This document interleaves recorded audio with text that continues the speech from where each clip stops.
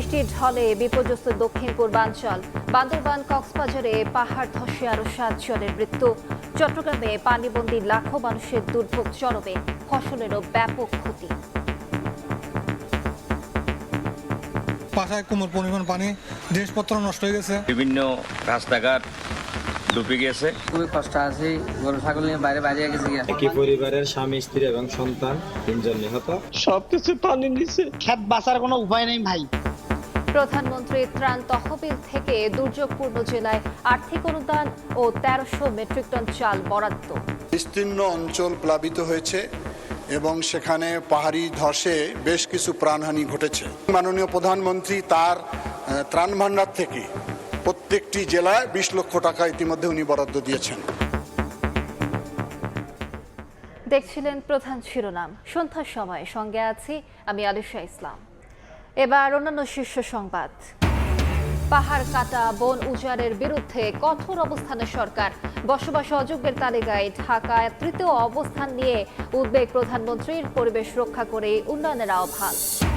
তত্ত্বাবধায়ক সরকার ও গণভোটের বিধান ফেরার রায় আপিলেও বহাল। সংসদে সুরাহা হবে নীতি নির্ধারণী বিষয়। নিরপেক্ষ সরকারের অধীনেই হবে আগামী নির্বাচন।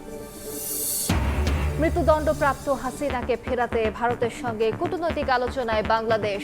গঙ্গার পানি বন্টন চুক্তি নিয়ে ইতিবাচক পদক্ষেপে আশাবাদী পররাষ্ট্র প্রতিমন্ত্রী। ইয়াসিন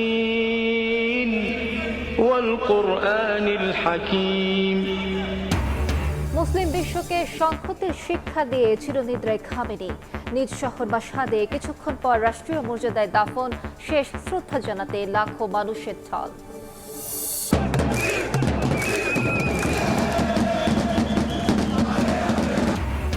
শুরু হচ্ছে কোয়ার্টার ফাইনালের লড়াই। রাতে অদম্য ফ্রান্সের সামনে লড়াকু মরক্কো। সেমির স্বপ্নে নেচে গিয়ে প্রিয় দলকে উজ্জীবিত করছেন সমর্থকরা।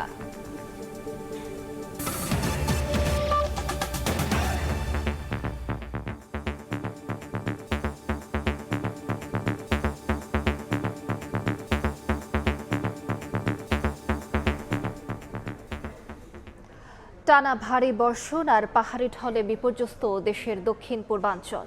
পাহাড় ধসে বাড়ছে প্রাণহানি। বান্দরবানে একই পরিবারের 3 জন সহ প্রাণ গেল 5 জনের। কক্সবাজারেও মারা গেছেন 2 জন। এদিকে টানা বৃষ্টিতে তলিয়েছে রাঙামাটি ও খাগড়াছড়ির বিভিন্ন এলাকা। এতে চরম দুর্ভোগে পড়েছেন বাসিন্দারা। আর ফসলের ব্যাপক ক্ষয়ক্ষতিতে দিশেহারা চাষি।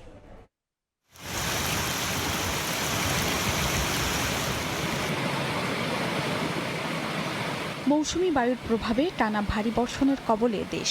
পাহাড়ি ঢল আর উজানের পানিতে দ্রুত অবনতি হচ্ছে পরিস্থিতির। বিভিন্ন এলাকায় দেখা দিয়েছে বন্যা ও জলাবদ্ধতা। বাড়ছে পাহাড় ধসের ঝুঁকি ও প্রাণহানি। রাঙামাটিতে টানা 4 দিনের ভারী বর্ষণে বাঘাইছড়ি বিলাইছড়ির নিম্নাঞ্চল প্লাবিত। পানিবন্দী হাজার হাজার মানুষ। অনেকেই গবাদি পশু নিয়ে আশ্রয় কেন্দ্রে ঠাঁই নিয়েছেন। মহলছড়ির সড়ক ডুবে থাকায় রাঙামাটির সঙ্গে খাগড়াছড়ির সড়ক যোগাযোগ বন্ধ। জেলায় 140টি আশ্রয় কেন্দ্র খোলা হয়েছে। টানা বৃষ্টিতে জেলায় ছোট বড় মোট 97টি স্থানে পাহাড় ধসে গেছে। সবাই ঘরবন্দি, বের হওয়া যাচ্ছে না। খুবই কষ্ট আছে, গরু ছাগল নিয়ে বাইরে গেছে। বান্দরবানেও বন্যা পরিস্থিতির অবনতি হয়েছে। বৃষ্টি অব্যাহত থাকায় সাঙ্গু ও মাতামুহুরীর পানি বিপদসীমার ওপরে প্রবাহিত হচ্ছে। বৃহস্পতিবার সকালে লামার মিশন পাড়ায় আলাদা 2টি পাহাড় ধসের ঘটনায় একই পরিবারের 3 জন সহ 2 পরিবারের 5 জন মারা গেছেন। নিম্নাঞ্চল প্লাবিত হয়ে পানিবন্দী প্রায় লক্ষাধিক মানুষ। বিভিন্ন সড়কে পানি ওঠায় সারা দেশের সঙ্গে সড়ক যোগাযোগ বিচ্ছিন্ন। অতিবৃষ্টির কারণে গাছগাছালা সহ পাহাড় ভেঙে এসে 2 পরিবারের একই পরিবারের স্বামী স্ত্রী এবং সন্তান 3 জন নিহত এবং অপর পরিবারের স্বামী স্ত্রী 2 জনে নিহত। কক্সবাজারে ভারী বৃষ্টিপাতের পাশাপাশি উত্তাল রয়েছে সাগর। জারি আছে 3 নম্বর সতর্ক সংকেত। টানা বর্ষণ ও উজানের ঢলে চকরিয়া ও নবগঠিত মাতামুহুরী উপজেলার বিস্তীর্ণ নিম্নাঞ্চল প্লাবিত। বৃহস্পতিবার সকালে কক্সবাজারের চকরিয়ার হারবাং এলাকায় পাহাড় ধসে মাটি চাপায় মারা গেছেন 2 জন। রাস্তাঘাট ডুবে গেছে। এবং ক্ষেত খামার করছে, এইটা সব তলিয়ে গেছে। নোয়াখালীর দ্বীপ উপজেলা হাতিয়া সহ বিভিন্ন চরে টানা বর্ষণ ও অস্বাভাবিক জোয়ারের পানিতে নিমজ্জিত বসতঘর, মাছের ঘের, ফসলের ক্ষেত, বিপর্যস্ত উপকূলীয় এলাকার জনজীবন, চাষাবাদে ব্যাপক ক্ষয়ক্ষতির আশঙ্কায় কৃষক। মৌলভীবাজারের মনু, ধলাই, জুড়ি ও কুশিয়ারা নদীর পানি বিপদসীমার উপরে প্রবাহিত হচ্ছে। একই অবস্থা হবিগঞ্জে। জেলার 4টি নদীর পানি বিপদসীমার ওপর দিয়ে প্রবাহিত হচ্ছে। এর মধ্যে খোয়াই নদীর বাল্লা সীমান্ত পয়েন্টে বিপদসীমার 220 সেন্টিমিটার ওপর দিয়ে প্রবাহিত হচ্ছে। এমন পরিস্থিতিতে সিলেট বিভাগের হাওর অঞ্চলে পর্যটকদের ভ্রমণে নিরুৎসাহিত করেছে স্থানীয় প্রশাসন। এদিকে কুমিল্লায় গোমতী নদীর পানি বৃদ্ধিতে তলিয়ে গেছে চরাঞ্চলের সবজির জমি। এতে সহস্রাধিক কৃষক ক্ষতির সম্মুখীন। খাদিজা স্বপ্না, সময় সংবাদ। এদিকে বৃষ্টি ও পাহাড়ি ঢলে বিপর্যস্ত চট্টগ্রামের 4 উপজেলা। পানিবন্দী লাখো মানুষের দুর্ভোগ চরমে। নগরীতেও প্লাবিত নিচু এলাকা, ব্যাহত যান চলাচল। ডুবে গেছে পুকুর, মাছের ঘের ও 1000 হেক্টর ফসলি জমি। এ অবস্থায় 15 উপজেলায় দুর্গতদের জন্য 670টি আশ্রয়কেন্দ্র খোলা হয়েছে। জেলা প্রশাসনের কর্মকর্তা কর্মচারীদের বাতিল করা হয়েছে ছুটি। পানির নিচে চট্টগ্রাম কক্সবাজার মহাসড়ক, ব্যাহত হচ্ছে যান চলাচল। বৃষ্টি আর উজানের ঢলে বিপর্যস্ত দক্ষিণ চট্টগ্রামের জনজীবন। অনেকেই জাল দিয়ে সড়কে মাছ ধরছেন। পুকুর, মাছের ঘের ও 1000 হেক্টর ফসলি জমি ডুবে গেছে। চন্দনা, সাতকানিয়া ও লোহাগাড়া সহ দক্ষিণ চট্টগ্রামের 4 উপজেলায় পানিবন্দী হয়ে পড়েছেন লাখো মানুষ। বেশি আসতে পারে সমস্যা, এই সংগ্রামে পানি ছুড়ে আসে, ভাঙে বড় রাস্তা করতে হবে। পানি তো অনেক চলতেছে, আপনার এখানে আসা যাওয়ারটা একটু প্রবলেম হচ্ছে। পানি উঠে সবাই আসছে যে জাল মারার জন্য শখ করে। মাছ তেমন নেই, মাছ পাওয়া গেছে মোটামুটি, এমনি বাসায় খাবার মতো পাওয়া গেছে। ভারী বৃষ্টিতে ডুবে যায় চট্টগ্রাম নগরীর চকবাজার, আগ্রাবাদ সহ কয়েকটি নিচু এলাকা। সড়ক চাপিয়ে ঘরেও ঢুকেছে পানি। চরম ভোগান্তিতে পড়েছেন বাসিন্দারা। সবাই আশ্বাস দিচ্ছে, তো কেউ তো করে না কাজ। এই সরকার আসলে করবো, ওই সরকার আসলে করবে, কিন্তু মরতেছে আমরা জনগণে। পাশায় কোমর পরিমাণ পানি, জিনিসপত্র নষ্ট হয়ে গেছে। বিগত 10-12 বছর এখানে কোনো কাজ হচ্ছে না, অনাবরত পানি, মানুষের যানবাহন অনেক কষ্ট হচ্ছে। নগরীর চকবাজার এলাকা পরিদর্শন করেন সিটি মেয়র, নিজেই পরিষ্কার করেন নালা। আমাদের শহরে 70 ভাগ জলাবদ্ধতার কাজ হয়েছে, 30 ভাগ জলাবদ্ধতার কাজ বাকি আছে। এই কাজটাই আমরা করছি, সেনাবাহিনী মিলে করছে। আমরা 40 টাকার ডিপিপি করছি। এখন আমরা ডিপিপি করছি, আমরা এখনো কাজ পাই নাই। এই কাজ যখন পাবো তখন আমি বলতে পারবো যে হ্যাঁ, এই শহরের জলাবদ্ধতা শূন্যের কোটা আমি নিয়ে আসতে পেরেছি। এদিকে 15 উপজেলায় দুর্গতদের জন্য 670টি আশ্রয় কেন্দ্র খোলা হয়েছে। জেলা প্রশাসনের কর্মকর্তা কর্মচারীদের ছুটি বাতিল করা হয়েছে বলে জানিয়েছেন জেলা প্রশাসক। আমরা আজকে সকালে প্রত্যেকটা উপজেলা নির্বাহী অফিসারদের সাথে কথা বলেছি এবং তাদের অবস্থাটা, বর্তমান অবস্থা কি অবস্থায় আছে, কি পরিমাণে মানুষ জলাবদ্ধতায় আক্রান্ত আছে সেই বিষয়ে কথা বলেছি। আবহাওয়া অধিদপ্তর বলছে 24 ঘন্টায় 272 মিলিমিটার বৃষ্টি হয়েছে চট্টগ্রামে। শফিকুল আলম, সময় সংবাদ, চট্টগ্রাম। প্রধানমন্ত্রীর ত্রাণ তহবিল থেকে দুর্যোগপূর্ণ জেলায় 20 লাখ করে টাকা এবং 1300 মেট্রিক টন চাল বরাদ্দ দেওয়া হয়েছে বলে জানিয়েছেন ত্রাণ ও দুর্যোগ ব্যবস্থাপনা মন্ত্রী আসাদুল হাবিব দুলু। বিকেলে সংসদে প্রশ্নোত্তরে এ কথা বলেন তিনি। প্রত্যেকটি জেলায় 10 লক্ষ টাকা জিআর ক্যাশ পাঠিয়েছি এবং প্রত্যেকটি জেলায় আমরা 200 মেট্রিক টন করে চাউল বরাদ্দ দিয়েছি। আজকে আবার আমরা আমাদের মন্ত্রণালয় থেকে 25 লক্ষ টাকা চট্টগ্রামে, 20 লক্ষ টাকা কক্সবাজারে, 10 লক্ষ টাকা রাঙ্গামাটিতে, 10 লক্ষ টাকা খাগড়াছড়িতে, 10 লক্ষ টাকা বান্দরবনে দিয়েছি। মাননীয় প্রধানমন্ত্রী তার ত্রাণ ভাণ্ডার থেকে প্রত্যেকটি জেলায় 20 লক্ষ টাকা ইতিমধ্যে উনি বরাদ্দ দিয়েছেন এবং উনি সার্বক্ষণিক এটি দেখভাল করছেন, আমাদেরকে নির্দেশনা দিচ্ছেন। পাহাড় কাটা, বন উজাড়, বন্য হাতি হত্যা, শতবর্ষী গাছ কাটা বন্ধে কঠোর অবস্থানের কথা জানিয়েছেন প্রধানমন্ত্রী তারেক রহমান। বসবাস অযোগ্যের তালিকায় ঢাকা 3য় অবস্থান নিয়ে উদ্বেগ প্রকাশ করে পরিবেশ রক্ষা করে উন্নয়নের আহ্বান জানিয়েছেন তিনি। জাতীয় বৃক্ষরোপণ অভিযান ও মেলার উদ্বোধন করে সরকার প্রধান বলেন, সবাই মিলে চেষ্টা করলেই উন্নয়ন হবে পরিবেশের। জলবায়ু পরিবর্তনের বিরূপ প্রভাবে উষ্ণ হচ্ছে পৃথিবী। মাত্রাতিরিক্ত কার্বন নিঃসরণে ভারসাম্য নষ্ট হচ্ছে পরিবেশের। সম্ভাব্য ক্ষতি মোকাবেলার অন্যতম উপায় বৃক্ষরোপণ। দেশে 25% বনভূমি থাকার আদর্শ মান থাকলেও রয়েছে মাত্র 15%। এমন বাস্তবতায় জাতীয় বৃক্ষরোপণ অভিযান ও বৃক্ষমেলার উদ্বোধন করলেন প্রধানমন্ত্রী। সকালে বাংলাদেশ চীন মৈত্রী সম্মেলন কেন্দ্রে উদ্বোধনী আয়োজনে তারেক রহমান বলেন, গাছ লাগানোই হতে পারে সুন্দর পৃথিবীর জন্য বিনিয়োগ। সরকার পরিবেশ রক্ষার স্বার্থে বন উজাড়, পাহাড় কাটা, ম্যানগ্রোভ ধ্বংস এবং বন্যপ্রাণী নিধনের বিরুদ্ধেও আমরা চেষ্টা করছি যতটা ম্যাক্সিমাম পসিবল কঠোর অবস্থান নেওয়া যায়। এর ভিতরে আমরা বেশ কিছু কাজ করার চেষ্টা করেছি, কিন্তু বহুদিনের একটা ব্যাপার, এই মাইন্ডসেট চেঞ্জ করা খুবই কষ্টকর, খুবই দুঃসাধ্য ব্যাপার হয়ে দাঁড়াচ্ছে, ডিফিকাল্ট ব্যাপার হয়ে দাঁড়াচ্ছে। এই জিনিসটা আসলে মানুষকে বোঝাতে হবে। সেজন্য প্রথমেই আমি বলেছিলাম যে পুরো বিষয়টা যদি আমাদেরকে অ্যাড্রেস করতে, আমাদের প্রত্যেকটা মানুষকে একটু একটু করে হলেও অবদান রাখতে হবে, যার পক্ষে যতটুকু সম্ভব, যেই পরিবেশে সম্ভব। কক্সবাজারে একটি ট্রেন লাইন গিয়েছে চট্টগ্রাম থেকে দুলহাজারি হয়ে। ওই দুলহাজারিয়াতে প্রায় কয়েক লক্ষ গাছ কেটে ফেলা হয়েছে এই ট্রেন লাইনটা নিতে গিয়ে। আমরা চেষ্টা করছি এগুলোকে রিপ্লেস করতে, যদিও সরকারি হিসাব নিকাশে বলা হয়েছে গাছগুলো সেখানে 7 লক্ষ গাছ রোপণ করা হয়েছে। টু বি অনেস্ট, আমি সংশ্লিষ্ট যারা গাছ লাগিয়েছে তাদের কাছে আমি রিপোর্টটা নিয়েছিলাম কয়েকদিন আগে, সপ্তাহ 2-3 আগে, যে আপনার রিপোর্টটা দেন তো দেখি কোথায় কোথায় 7 লক্ষ গাছ আপনারা রোপণ করেছেন। পরে আমি আমার মতন করে ভেরিফাই করেছি, চেক করেছি এবং দেখেছি যে অ্যাকচুয়ালি 7 লক্ষ গাছ নেই, হার্ডলি ওখানে 2 লক্ষর মতন গাছ হবে। বসবাস অযোগ্য শহরের তালিকায় ঢাকার 3য় অবস্থান শীর্ষক প্রতিবেদনের উদাহরণ টেনে প্রধানমন্ত্রী বলেন, বিষয়টিকে গুরুত্ব দিয়ে বিবেচনা করতে হবে সবাইকে। বিশ্বে বসবাসের অযোগ্য শহরের তালিকায় 3য় স্থানে বাংলাদেশের রাজধানী ঢাকা। এই বিষয়টি নিয়ে আমাদের সকলের সিরিয়াসলি না, ভেরি ভেরি সিরিয়াসলি বোধহয় চিন্তা করার সময় চলে এসেছে। কাজে এখানে আজকে আমরা যারা বৃক্ষরোপণই হোক বা পরিবেশের বিষয় হোক, আমরা এখানে একত্রিত হয়েছি, আমাদের সকলের উচিত হবে এই ঘর থেকে বেরিয়ে গিয়ে যখন যে পরিস্থিতিতে, যে পরিবেশে আমাদের সুযোগ হয়, প্রত্যেকটি মানুষকে এ ব্যাপারে সচেতন করা। যুগ যুগ ধরে বাস্তু সংস্থানের অংশ হয়ে ওঠা মা বৃক্ষ রক্ষার আহ্বান জানান সরকার প্রধান। পাহাড় কাটা, বন্যপ্রাণী নিধন প্রতিরোধ, নদী রক্ষা সহ পরিবেশ রক্ষায় সরকারের বিভিন্ন পদক্ষেপ তুলে ধরেন তিনি। বলেন, প্রকৃতির সাথে সম্পর্ক রেখে উন্নয়ন এগিয়ে নিতে হবে। বর্তমান সরকার পরিবেশকে কোনো আলাদা খাত হিসাবে নয়, বরং জাতীয় উন্নয়নের অন্যতম ভিত্তি হিসেবে বিবেচনা করছি আমরা। উদ্বোধনী আয়োজনে বৃক্ষরোপণে জাতীয় পুরস্কার ও পরিবেশ পদক 2025 তুলে দেওয়া হয়। সামাজিক বনায়নের অংশীজনদের মধ্যেও লভ্যাংশের চেক বিতরণ করেন প্রধানমন্ত্রী। পরে চীনমৈত্রী সম্মেলন কেন্দ্রের পাশে গাছের চারা রোপণ করে পরিবেশ ও বৃক্ষমেলার স্টল পরিদর্শন করেন তারেক রহমান। ইমরুল আহসান, সময় সংবাদ, ঢাকা।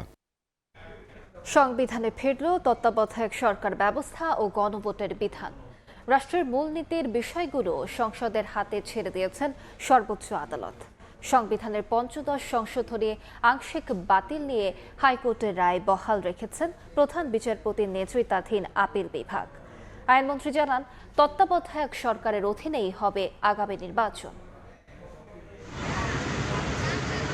2011 সালের 30 জুন জাতীয় সংসদে পাশ হয়েছিল সংবিধানের 15 সংশোধনী। এতে তত্ত্বাবধায়ক সরকার ব্যবস্থা বাতিল, সংবিধানে হস্তক্ষেপ করা, রাষ্ট্রদ্রোহিতা ও নারীদের সংরক্ষিত আসন 50 করা সহ প্রায় 54টি বিষয় সংযুক্ত করা হয়। তত্ত্বাবধায়ক সরকার ব্যবস্থা না থাকায় 2014, 18 ও 24 সালে আওয়ামী লীগ একতরফা জাতীয় নির্বাচন করতে পেরেছে বলে অভিযোগ করে বিরোধী দলীয়রা। এদিকে 24-এর 5 আগস্ট আওয়ামী লীগ সরকারের পতনের পর 15 সংশোধনী বাতিল চেয়ে হাইকোর্টে বিএনপি, জামায়াত ও সুশাসনের জন্য নাগরিক সুজন পৃথক 3টি রিট করেন। চূড়ান্ত শুনানি শেষে 2024 সালের 17 ডিসেম্বর হাইকোর্ট রায় দেন। তত্ত্বাবধায়ক সরকার ব্যবস্থা বিলোপ, গণভোটের বিধান বাতিল, সংবিধান সংশোধনের ক্ষমতার উপর বিধিনিষেধ এবং মৌলিক অধিকার বাস্তবায়নে হাইকোর্টের এখতিয়ার সীমিত করার বিধানকে সংবিধানের মৌলিক কাঠামোর পরিপন্থী ঘোষণা করে বাতিল করেন আদালত। তবে 15 সংশোধনীর বাকি বিষয়গুলো ভবিষ্যৎ সংসদের বিবেচনার জন্য রেখে দেওয়া হয়। বৃহস্পতিবারে রায়ের বিরুদ্ধে করা আপিলের শুনানি শেষে হাইকোর্টের রায় বহাল রাখেন আপিল বিভাগ। ফলে সংসদেই শুরু হবে নীতি নির্ধারণী সংক্রান্ত বিষয়গুলো। হাইকোর্ট ডিভিশন 4টি বিষয়ের পরে তার অবজারভেশন দিয়েছিল। তার মধ্যে অন্যতম হচ্ছে নির্দলীয় তত্ত্বাবধায়ক সরকার ব্যবস্থা সংবিধানে ফিরে আসা, গণভোট ফিরে আসা এবং সংবিধানের সাথে সাথে খ এবং সুপ্রিম কোর্টের যে রিটের যে ক্ষমতা সেই সম্পর্কে। তো আলটিমেটলি এই রায়ের ফলে হাইকোর্টের এই যে রায়, সেই রায়টি বহাল থাকবে। যেগুলো রাষ্ট্রের পলিসি, রাষ্ট্রের নীতি, যেমন সংবিধানের প্রস্তাবনা আর্টিকেল 8, 9, 10, 11, 12, 25 এগুলো সহ যেগুলো নীতি কথা, এই নীতির বিষয়গুলো সিদ্ধান্ত নেওয়ার জন্য পরিপূর্ণভাবে সংসদের উপর ছেড়ে দেওয়া হয়েছে।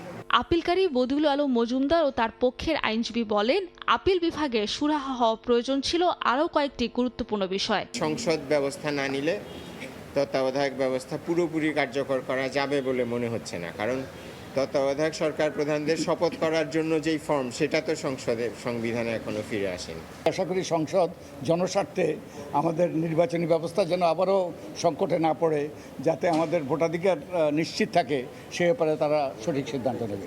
এদিকে সচিবালয় আইনমন্ত্রী জানান, আগামী নির্বাচন নির্দলীয় তত্ত্বাবধায়ক সরকারের অধীনে হবে। জুলাই সনদকে সামনে রেখে আমরা এই সংশোধনীগুলোকে কিভাবে মানুষের কল্যাণে, যুগোপযোগী, দেশের জন্য, স্বাধীনতা সার্বভৌমত্বের জন্য, গণতন্ত্রের জন্য, আইনের শাসনের জন্য, মানবাধিকারের জন্য, ন্যায় বিচারের জন্য আনা সম্ভব হয়, সেটা আমরা সংসদে বিল আনব।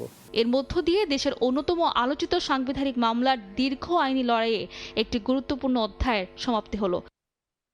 সাবিনা মজুমদার, সময় সংবাদ, ঢাকা। সন্ধ্যার সময় আরো থাকছে। চট্টগ্রামের সীতাকুণ্ডে শিশু ইরা হত্যা মামলার আসামি বাবু শেখের মৃত্যুদণ্ড।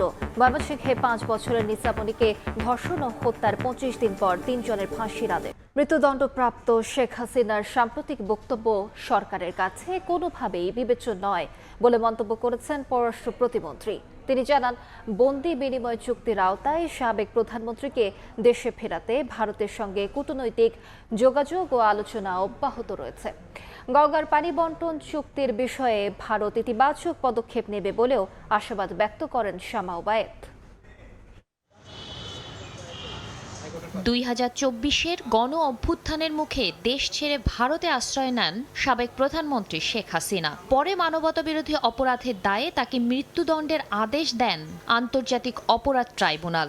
সম্প্রতি বিভিন্ন ভার্চুয়াল প্ল্যাটফর্ম ও আন্তর্জাতিক গণমাধ্যমে নানান বার্তা দিচ্ছেন শেখ হাসিনা, আভাস দিচ্ছেন দেশে ফেরারও। ওনার সিদ্ধান্তগুলো ফলো। সাংবাদিকদের সঙ্গে আলাপচারিতায় পররাষ্ট্র প্রতিমন্ত্রী বলেন, দণ্ডিত আসামির রাজনৈতিক বক্তব্য সরকারের নীতিগত সিদ্ধান্তে মোটেই প্রভাব ফেলে না। জানান, বন্দি বিনিময় চুক্তির আওতায় শেখ হাসিনাকে দেশে ফেরাতে কূটনৈতিক আলোচনা অব্যাহত আছে। শেখ হাসিনা কি বলছে না বলছে, ওনার বক্তব্য তো এখানে রেলেভেন্ট না, একেবারেই রেলেভেন্ট না। কূটনীতির কোনো ঘাটতি নেই, চলমান আছে। এবং এখানে আপনাদের মনে রাখতে হবে, এটা শুধু পররাষ্ট্র মন্ত্রণালয়ের সাবজেক্ট না, এটা খুবই স্বরাষ্ট্র মন্ত্রণালয়ের একটা সাবজেক্ট। তো স্বরাষ্ট্র মন্ত্রণালয় এটা নিয়ে ওনারাও কাজ করছে। গঙ্গার পানি বন্টন চুক্তির বিষয়েও নিয়মিত কূটনৈতিক সংলাপ চলছে বলে জানান শামা ওবায়েদ। বলেন, পারস্পরিক স্বার্থ, আঞ্চলিক প্রেক্ষাপট এবং বিদ্যমান দ্বিপক্ষীয় সম্পর্কের গুরুত্ব বিবেচনায় ইতিবাচক অগ্রগতি সম্ভব। গঙ্গার পানির গুরুত্বটা ভারত বুঝতে পারে এবং সেটা বিবেচনায় রেখে আমাদের দ্বিপাক্ষিক সম্পর্কটাকে যাতে কোনো রকমভাবেই ক্ষতিগ্রস্ত না হয়, সেটা মাথায় রেখেই ভারত সিদ্ধান্ত নেবে। এবং আমরা মনে করি যে এটা পজিটিভ দিকেই আগাচ্ছে। রাষ্ট্র পরিচালনার ক্ষেত্রে প্রয়োজনীয় দক্ষতা, পেশাদারিত্ব এবং জাতীয় স্বার্থকে প্রাধান্য দিয়েই সরকার প্রধান সিদ্ধান্ত নিচ্ছেন বলেও দাবি পররাষ্ট্র প্রতিমন্ত্রীর। কে কতটুকু আন্তরিকভাবে দেশের জন্য কাজ করতে পারছে। শাতিলা শারমিন, সময় সংবাদ, ঢাকা। গণভোট নিয়ে বিএনপির বিরুদ্ধে দ্বিচারিতার অভিযোগ তুলেছেন 11 দলীয় ঐক্যের সমন্বয়ক হামিদুর রহমান। তবে এই অভিযোগ উড়িয়ে দিয়ে বিএনপি নেতা আসাদুজ্জামান রিপন জানান, দেশে গণতান্ত্রিক পরিবেশ নিশ্চিত করছে বর্তমান সরকার। দাবি করেন, আওয়ামী লীগের দীর্ঘ ফ্যাসিবাদী কাঠামোর মূলোৎপাটন করছে তার দল। রাজধানীতে এবি পার্টি আয়োজিত এক আলোচনা সভায় এমন মন্তব্য করেন দুই নেতা। জুলাই অভ্যুত্থানের দ্বিতীয় বর্ষপূর্তি উপলক্ষে রাজধানীর রিপোর্টার্স ইউনিটিতে এবি পার্টি আয়োজিত আলোচনা সভা। এতে যোগ দেন বিএনপি, জামায়াত, এনসিপি সহ বিভিন্ন রাজনৈতিক দলের নেতা এবং জুলাই অভ্যুত্থানে অংশগ্রহণকারীরা। অনুষ্ঠানে 11 দলের সমন্বয়ক ও জামায়াত নেতা হামিদুর রহমান আজাদ গণভোট নিয়ে বিএনপির বিরুদ্ধে দ্বিচারিতার অভিযোগ করেন। গণভোট, গণরায়, ইতিহাসের সবচেয়ে শক্তিশালী গণতান্ত্রিক মত, এই অভিমতকে অপেক্ষা করে কিভাবে আমি গণতন্ত্র কায়েম করবেন। তবে জামায়াত নেতার অভিযোগ উড়িয়ে দিয়ে বিএনপির ভাইস চেয়ারম্যান আসাদুজ্জামান রিপন বলেন, জুলাইয়ের অর্জন অনুযায়ী দেশে গণতান্ত্রিক পরিবেশ নিশ্চিত করছে সরকার। জুলাইয়ের যে অর্জন উপলব্ধি হচ্ছে যে আপনি সেই ব্যবস্থার মধ্যে আছেন, সেই ব্যবস্থাটা একটা পরিবর্তন এনেছেন, যেখানে আপনার কথা বলতে পারেন, আপনার কথা শোনা যায়, আপনার কথা শুনতে হয়। এটি হচ্ছে গণতন্ত্র। সভায় বক্তারা জানান, অভ্যুত্থানের চেতনা যতদিন সমুন্নত থাকবে ততদিন দেশে কেউ ফ্যাসিবাদী হয়ে উঠতে পারবে না। এই বাংলাদেশ এমন একটা ভূখণ্ড, যে ভূখণ্ডে যদি কখনো জুলুম চেপে বসে, সেই জুলুম এখানে চিরস্থায়ী হওয়ার কোনো সুযোগ কোনো কালে লাভ করতে পারবে না। জুলাইয়ের পক্ষের সব শক্তিকে ঐক্যবদ্ধ থেকে গণহত্যাকারীদের বিচার নিশ্চিতে সোচ্চার থাকার আহ্বান জানান বক্তারা। শফিক মুন্সি, সময় সংবাদ, ঢাকা। ফিফা বিশ্বকাপের খবর।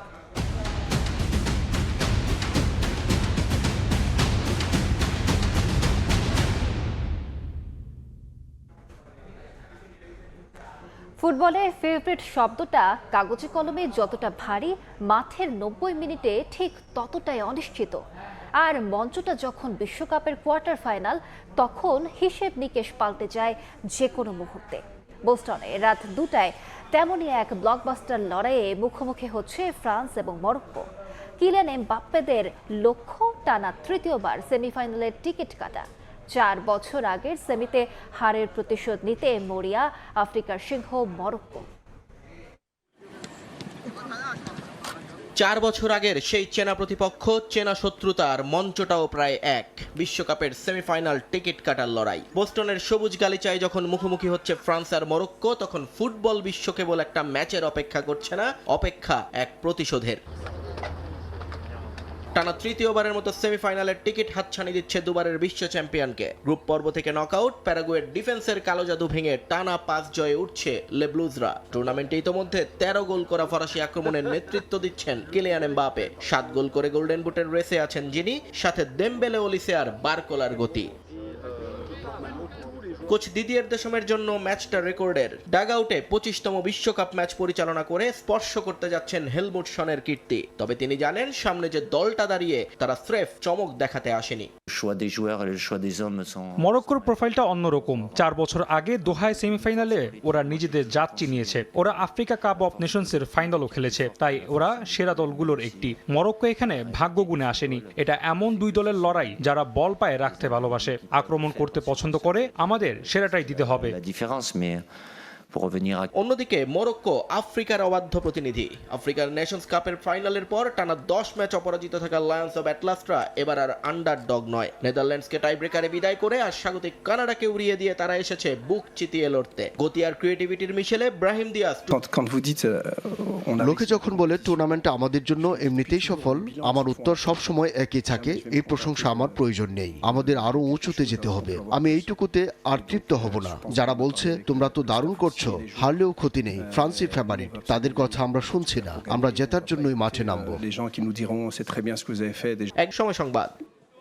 মাঠের লড়াই শুরু হওয়ার আগেই বোস্টনের রাজপথ রূপ নিয়েছে ফুটবল যুদ্ধক্ষেত্রে। কাতার বিশ্বকাপের সেই চিরচেনা মরক্কো বনাম ফ্রান্স দ্বৈরথ এবার ফিরেছে আমেরিকার মাটিতে।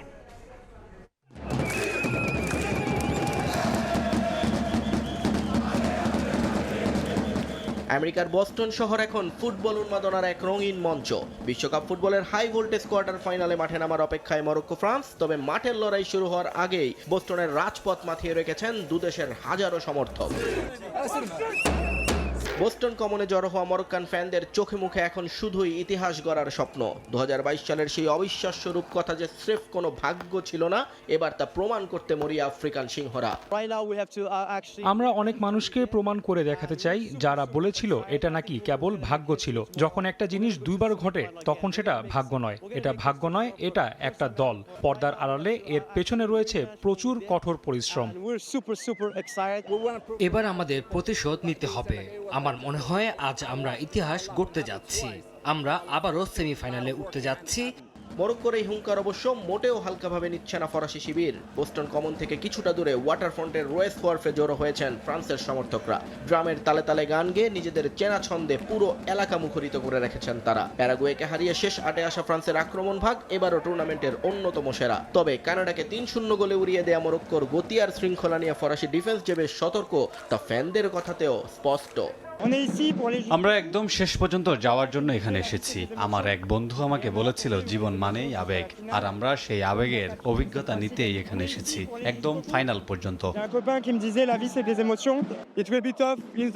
মাঠের লড়াইটা কঠিন হবে, কিন্তু গ্যালারিতে দর্শকদের মধ্যেও লড়াইটা সমান কঠিন হবে। আমরা নিশ্চিতভাবেই ফাইনাল পর্যন্ত ওদের অনুপ্রেরণা জুগিয়ে যাওয়ার জন্য এখানে এসেছি।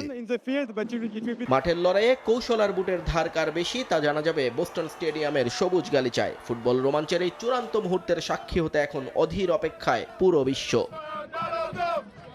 নিয়ন মোহাইমেন, সময় সংবাদ। চট্টগ্রামের সীতাকুণ্ডে আলোচিত শিশু ইরা হত্যা মামলায় আসামি বাবু শেখের মৃত্যুদণ্ড দিলেন আদালত। একই সঙ্গে 2.5 লাখ টাকার অর্থদণ্ড দেওয়া হয়েছে। এদিকে ময়মনসিংহের ধোবাউড়ায় 5 বছরের শিশু নিসামণিকে সংঘবদ্ধ ধর্ষণের পর হত্যার ঘটনায় 25 দিনের মাথায় রায় দিলেন আদালত। এতে 3 আসামির মৃত্যুদণ্ডাদেশ দেওয়া হয়। চট্টগ্রামের সীতাকুণ্ডের শিশু ইরা হত্যাকাণ্ডের 4 মাসের মাথায় রায় হলো। আসামি বাবু শেখের মৃত্যুদণ্ডের আদেশ দেন আদালত। সেই সঙ্গে 2.5 লাখ টাকার অর্থদণ্ড দেয়া হয়েছে।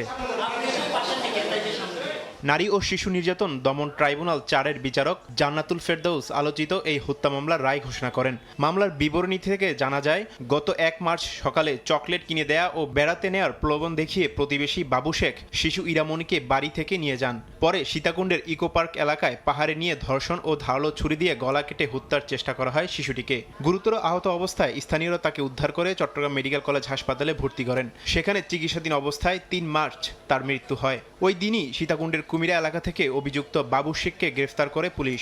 11 জুন আদালতে অভিযোগপত্র দাখিল করা হয়। অভিযোগ গঠনের পর মাত্র 10 কার্যদিবসে এ মামলার রায় দেওয়া হলো। যতক্ষণ পর্যন্ত ফাঁসি দেওয়া হবে না, এতক্ষণ আমরা শান্তি নাই। বর্তমান যেটা রায় দিয়েছে এটা আমরা রাষ্ট্রপক্ষ সন্তুষ্ট প্রকাশ করেছি, বাদীপক্ষ সন্তুষ্ট প্রকাশ করেছে। এদিকে ময়মনসিংহের দুবাউড়ায় 5 বছরের শিশু নিছামণিকে সংঘবদ্ধ ধর্ষণের পর নদে ফেলে হত্যার ঘটনায় 25 দিনের মাথায় রায় দেন আদালত। এতে আসামি আরিফ, রাকিব ও সাইমের মৃত্যুদণ্ডের আদেশ দেন শিশু সহিংসতা দমন ট্রাইব্যুনালের বিচারক সুদীপ্তা সরকার। এই সঙ্গে তাদের প্রত্যেককে 2 লাখ টাকা জরিমানাও করা হয়। এছাড়া অপ্রাপ্তবয়সী অপর আসামি মারুফের 10 বছরের কারাদণ্ড দেন নারী ও শিশু নির্যাতন দমন ট্রাইব্যুনালের বিচারক মেজবাউদ্দিন আহমদ। রায়ে সন্তোষ প্রকাশ করেছেন নিহতের স্বজন ও রাষ্ট্রপক্ষের আইনজীবী। দ্রুত এ রায় কার্যকর চান তারা। আমরা অনেক খুশি, সরকারের কাছে আমরা অনেক কৃতজ্ঞ। আমরা আরো খুশি হব যদি এই রায়টা আরো তাড়াতাড়ি কার্যকর করে। সরকার যেন এই রায় দ্রুত কার্যকর করে, আমি সরকারের প্রতি আবেদন। আমরা এই রায়ে অত্যন্ত সন্তুষ্ট এবং এই ধরনের ঘটনা রাষ্ট্রের জন্য একটা দৃষ্টান্তমূলক ঘটনা। গত 14 জুন বিকেলে দোবাউড়ার শিশু নিছামণিকে সংঘবদ্ধ ধর্ষণের পর কংস নদে ফেলে হত্যা করা হয়। পরদিন 15 জুন নিছামণির বাবা বাদী হয়ে দোবাউড়া থানায় মামলা করেন। ঘটনার তদন্ত শেষে মামলার মাত্র 9 দিনের মাথায় 23 জুন 4 আসামির বিরুদ্ধে আদালতে অভিযোগপত্র দাখিল করে পুলিশ। তারিফ রহমান, সময় সংবাদ। 11 কোটি নাগরিকের তথ্য চুরির বিষয়ে নথি সংগ্রহে বাংলাদেশ কম্পিউটার কাউন্সিল সহ বিভিন্ন দপ্তরে চিঠি দিয়েছে দুদক। দেশ বিদেশের 182টি প্রতিষ্ঠানের কাছে নাগরিকের তথ্য বিক্রি করে দেওয়ার অভিযোগ রয়েছে বিসিসির বিরুদ্ধে। দুদকের অভিযোগ, এ ঘটনায় সজীব ওয়াজেদ জয় ও জুনায়েদ আহমেদ পলকের সংশ্লিষ্টতা রয়েছে। 2022 সালের অক্টোবরে নাগরিকের তথ্য সুরক্ষায় নির্বাচন কমিশন ও বাংলাদেশ কম্পিউটার কাউন্সিল বিসিসির মধ্যে দ্বিপক্ষীয় চুক্তি হয়। চুক্তির শর্ত অনুযায়ী কোনো নাগরিকের তথ্য অন্য কারো কাছে বিনিময় বা বিক্রি করা সম্পূর্ণ নিষিদ্ধ। দুদকে আসা অভিযোগ বলছে 11 কোটি নাগরিকের তথ্যের একটি কপি বিসিসিকে দেয় নির্বাচন কমিশন। তবে চুক্তির শর্ত লঙ্ঘন করে বিসিসি ডিজিকন গ্লোবাল সার্ভিস লিমিটেডকে নাগরিকের 46 ধরনের ব্যক্তিগত তথ্য দেয়, যা দেশে বিদেশে 182টি প্রতিষ্ঠানের কাছে বিক্রি করে দেওয়া হয়। নির্বাচন কমিশনের নিবন্ধিত বাংলাদেশের নাগরিক, তাদের মধ্যে 11 কোটি তার উপরে নাগরিকদের ব্যক্তিগত তথ্য চুরি করে আসলে বিক্রির অভিযোগ ছিল কয়েকটি প্রতিষ্ঠান, তার মধ্যে বাংলাদেশ কম্পিউটার কাউন্সিল। এই অবৈধ তথ্য বিক্রির রহস্য উদ্ঘাটনে নথিপত্র চেয়ে বিসিসি, নির্বাচন কমিশন সহ বিভিন্ন দফতরে চিঠি দিয়েছে দুদক। অনুসন্ধানকারী কর্মকর্তা, নির্বাচন কমিশন, বাংলাদেশ কম্পিউটার কাউন্সিল সহ অন্য সংশ্লিষ্ট দপ্তরগুলোতে পত্র প্রেরণ করেছেন। তথ্য পেলে তারপরে এই তথ্যগুলো অনুসন্ধানকারী কর্মকর্তা প্রতিবেদন আকারে কমিশনে সাবমিট করবেন। তথ্য চুরির এই ঘটনায় শেখ হাসিনার ছেলে সজীব ওয়াজেদ জয়, সাবেক প্রতিমন্ত্রী জুনায়েদ আহমেদ পলক সহ 19 জনের বিরুদ্ধে 2024 সালের অক্টোবরে কাফরুল থানায় একটি মামলা হয়েছিল। তাসলিম তৌহিদ, সময় সংবাদ, ঢাকা। সময়। দেশের বাইরের খবর। জীবন দিয়ে মুসলিম বিশ্বকে ঐক্যের বার্তা দিয়ে গেলেন আয়াতুল্লাহ আলী খামেনি। কিছুক্ষণ পর নিজ শহর মাশহাদে রাষ্ট্রীয় মর্যাদায় হবে দাফন। তার প্রতি শেষ শ্রদ্ধা জানাতে জনসমুদ্রে পরিণত হয়েছে শহরটি। কফিনবন্দি হয়ে জন্মশহর মাশহাদে ফিরলেন আয়াতুল্লাহ আলী খামেনি। পথে পথে শোকার্ত লাখো মানুষের ঢল। শোক ছুঁয়ে গেছে শহরের অলিগলিতে, বাতাসে ভাসছে মানুষের কান্না। শৈশবকালে যে শহরের অলিগলিতে ঘুরে বেড়াতেন খামেনি, সেখানেই শায়িত হবেন তিনি। নিহতের 4 মাস পেরোলেও তার প্রতি জনগণের ভালোবাসা বিন্দুমাত্র কমেনি। গাড়ি থেকে কফিন মাজারের ভেতরে নিতে বেশ খানিকটা সময় লাগে। শেষবারের মতো খামেনির কফিন ছুঁয়ে দেখতে ভিড় করেন অনুসারীরা। উপস্থিত জনতা খামেনিকে স্মরণ করেন যুক্তরাষ্ট্র ও ইসরায়েলের আগ্রাসনের বিরুদ্ধে লড়াই করা এক আপোষহীন নেতা হিসেবে। ইমাম হোসাইনের মাজারে বৃহস্পতিবার আরও এক দফায় জানাজা হয়। এ সময় আবেগঘন এক পরিস্থিতির সৃষ্টি হয়। কান্নায় ভেঙে পড়েন অনেকে। গেল শনিবার তেহরানের ইমাম খোমেনি গ্র্যান্ড মোসাল্লায় প্রথমবার আনুষ্ঠানিকভাবে জানাজা সম্পন্ন হয়। এরপর ধাপে ধাপে দেশটির পবিত্র নগরী কোমে নেওয়া হয়। সেখান থেকে নিয়ে যাওয়া হয় ইরাকের নাজাফ ও কারবালায়। সেখানেও রাষ্ট্রীয়ভাবে সম্মাননার আয়োজন করা হয়। এরপরেই ফেরেন নিজের জন্ম শহরে। গত 28 ফেব্রুয়ারি ইরান যুদ্ধ শুরুর দিন যুক্তরাষ্ট্র ইসরায়েলের হামলায় পরিবারের 4 সদস্য সহ নিহত হন খামেনি। বুধবার প্রথমবারের মতো ক্ষতিগ্রস্ত কার্যালয়ের ফুটেজ প্রকাশ করে ইরানি কর্তৃপক্ষ। নাদিম মারজান, সময় সংবাদ। এ পর্যায়ে শীর্ষ সংবাদগুলো জানিয়ে দিচ্ছে আরেকবার।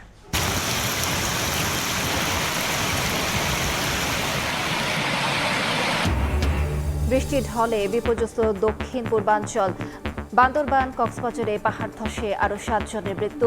চট্টগ্রামে পানিবন্দী লাখো মানুষের দুর্ভোগ চরমে, ফসলেরও ব্যাপক ক্ষতি। পাহাড় কাটা, বন উজাড়ের বিরুদ্ধে কঠোর অবস্থানে সরকার। বসবাস অযোগ্যের তালিকায় ঢাকার 3য় অবস্থান নিয়ে উদ্বেগ প্রধানমন্ত্রীর। পরিবেশ রক্ষা করে উন্নয়নের আহ্বান। এবং তত্ত্বাবধায়ক সরকার ও গণভোটের বিধান ফেরার রায় আপিলেও বহাল। সংসদে সুরাহা হবে নীতি নির্ধারণের বিষয়। নিরপেক্ষ সরকারের অধীনেই হবে আগামী নির্বাচন।